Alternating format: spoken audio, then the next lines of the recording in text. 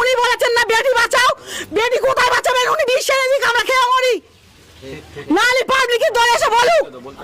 আমার যদি কোনো ভুল হয়ে থাকে মুখ্যমন্ত্রীর কাছে আমি ক্ষমা চাইছি, আর আমি যদি সত্যি কথা বলি মুখ্যমন্ত্রী বিচার করবে।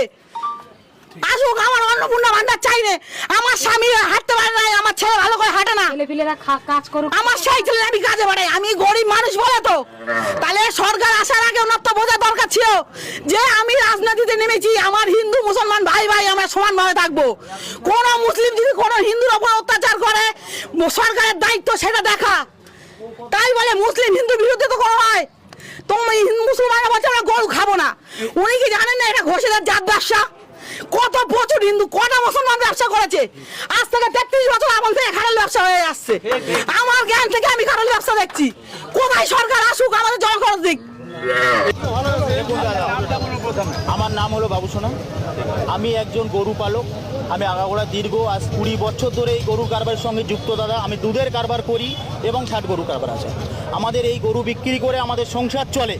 আমি আজকে ওপেন আমাদের আর্থিক সমস্যা, সরকার যে পেটে লাথি মারলো আমাদের, এই লাথি মারার কষ্ট, এই যে কি যন্ত্রণা দিয়েছে, এর থেকে আমি বিষ হাতে নিয়ে ঘুরছি। আমি বিষ খেয়ে আত্মহত্যা করবো কেন? আমাদের মার্কেটে যা ঋণ, ঘুষির দোকানে দেনা, ওষুধের দোকানে দেনা, আমরা কোথায় মেটাবো?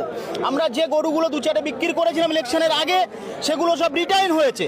এবং এই সরকার আসার পরে আমাদের বলেছিল আমরা তোমাদের বন্ধু, সবকা সাথ সবকা বিকাশ, বিজেপি সরকার বলেছিল। কিন্তু এখন এসে এনার প্রতিটা পদক্ষেপে আমাদের পেটে লাথি মারছে এই সরকার। আমাদেরকে সময় দিতে পারতো। একটা আইন পাস হয়ে রয়েছে, 1 মাস পরে আইনটা বলবৎ হবে, আমাদের একটা সময় নির্ধারিত, আমাদের একটা জায়গা গুছানোর ব্যবস্থা করুক, সেটুকুও করলো না। আর যে গোমাতা চেল্লাচ্ছেন, আমি আজকে বলবো আমার সনাতনী যত ভাই বোন আছে, আমরা কথা খারাপ ভাববেন না কেউ, আমি তাদেরকে বলবো আপনারা যে গরুকে গোমাতা বলছেন, যে মা 10 মাস 10 দিন গর্ভে রেখে মানুষ করেছেন, সেই মায়ের সেবাটাকে ভালো করে করুন না।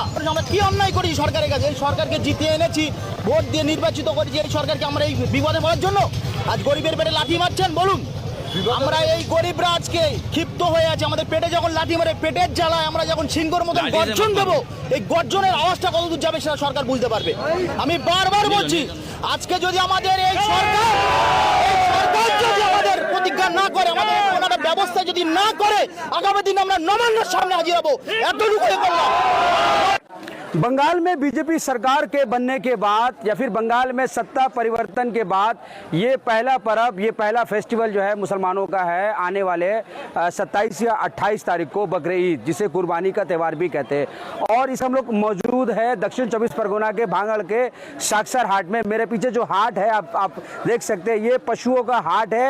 बड़े जानवर जो है, पशु यहाँ से जो है खरीद बेची जाती है। लेकिन इस साल